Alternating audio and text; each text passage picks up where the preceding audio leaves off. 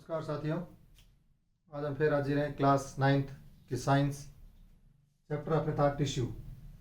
Tissue के अंदर अपने देखा था प्लांट टिश्यू और एनिमल टिश्यू। तो प्लांट टिश्यू अपने चल रहे हैं।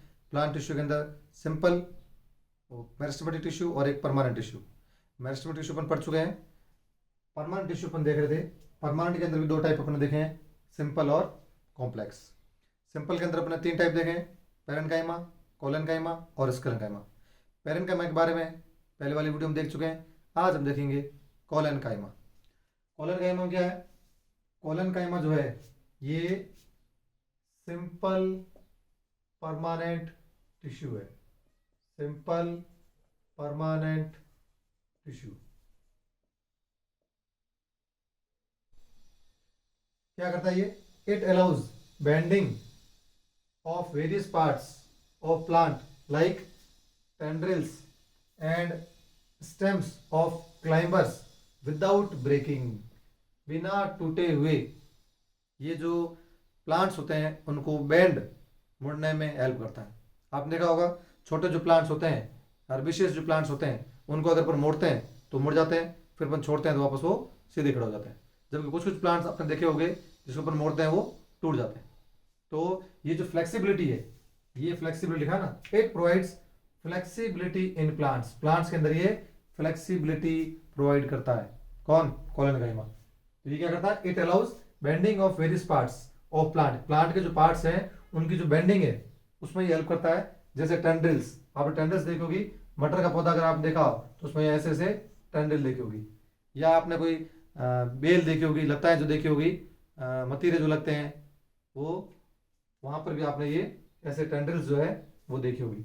एंड स्टेम्स ऑफ क्लाइंबर्स, और जो क्लाइंबर्स होते हैं, कुछ पौधे जो होते हैं वो दूसरे पौधों पर घूमते घूम के चढ़ जाते हैं। तो ये जो क्लाइंबर्स होते हैं ये, या जो टेंड्रिल्स है ये जो आराम से मुड़ जाती है, ये फ्लेक्सिबिलिटी इसको कहाँ से मिलती है? कोलेनकाइमा से मिलती है। तो कोलेनकाइमा जो है इनको बेंड करने में हेल्प करता है। Next, it also provide mechanical support. ये मैकेनिकल सपोर्ट भी प्रोवाइड करते हैं। कोलेनकाइमा जो टिश्यू है इसके दो मेन काम हो गए, एक तो ये फ्लेक्सिबिलिटी देता है, दूसरा ये सपोर्ट प्रोवाइड करता है प्लांट्स को। Next, the cells of this tissue are living. Cells कैसे होती है? इसके अंदर लिविंग टिश्यू होती है। जबकि अपन आगे एक पढ़ेंगे कोलेनकाइमा के बाद एक थर्ड जो अपना सिंपल परमानेंट टिश्यू है स्क्लेरेन्काइमा। स्क्लेरेन्काइमा के अंदर डेड टिश्यूज होती है, जबकि कोलेनकाइमा के अंदर लिविंग टिश्यू है। ये सपोर्ट प्रोवाइड करता है, मैकेनिकल सपोर्ट। स्क्लेरेन्काइमा जो है वो भी मैकेनिकल सपोर्ट प्रोवाइड करता है, जब उसका तो मेन काम है। तो वो भी सपोर्टिंग टिश्यू है, ये भी सपोर्टिंग टिश्यू है, लेकिन स्क्लेरेन्काइमा के अंदर डेड टिश्यू होंगे और इसमें क्या होंगे?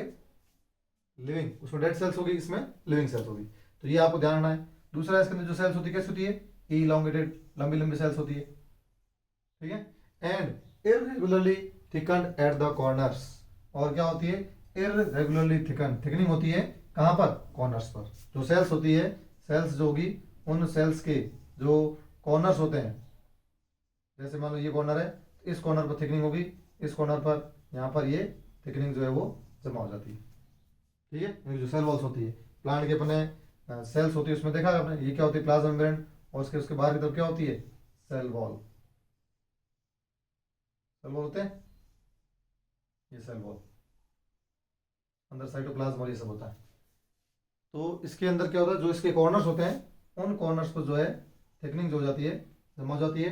तो ये तीन चीज़ें आपको ध्यान रखनी है कि इसमें इरेगुलर थिकनिंग पाई जाती है, स्क्लेरेन्काइमा में अपन पढ़ेंगे वहाँ भी थिकनिंग पाई जाएगी, जमा हो जाते हैं कुछ substances. There is very little intercellular space. Intercellular space इसमें होता है लेकिन कम होता है। जबकि इससे पहले वाला अपन देखा था parenchyma.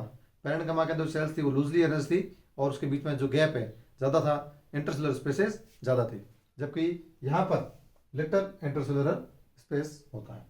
This tissue is present in leaf stocks below the epidermis. Epidermis जो है, जो सबसे आउटर सरफेस, जैसे अपने स्किन होती है वैसे प्लांट्स के जो आउटर सरफेस है वो एपिडर्मिस कहलाती है।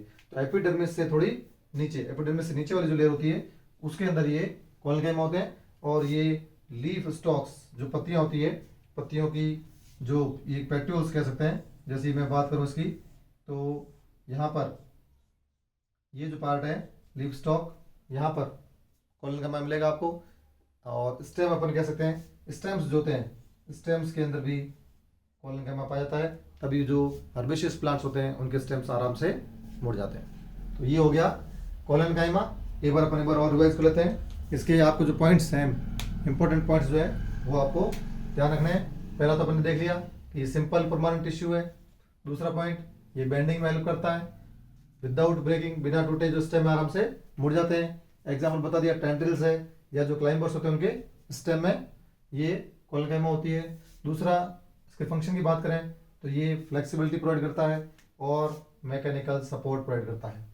फिर अगर इसकी सेल्स की बात करें कि जो ये कोलेनकाइमा टिश्यू है इसके अंदर किस टाइप की सेल्स होती है, तो अपन पहली बात तो है लिविंग सेल्स होती है, इलोंगेटेड लंबी सेल्स होती है, और इन सेल्स में इरेगुलर थिकनिंग होती है। इरेगुलर मतलब थिकनिंग पूरे वॉल में थिकनिंग नहीं होती, सभी जगह नहीं होगी, पूरी जगह नहीं, सिर्फ कहाँ पर, कॉर्नर्स पर। सेल के जो कॉर्नर्स हैं इन कॉर्नर्स पर ये थिकनिंग होती है।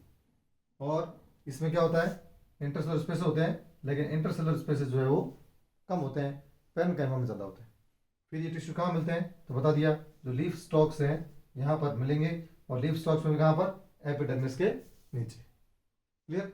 तो ये बात होगी कोलेनकाइमा की। और नेक्स्ट जो अपना तीसरा रह गया है स्क्लेरेनकाइमा, उसको अपन नेक्स्ट वीडियो में देखते हैं। तब तक पढ़ते रहिए, मस्त रहिए।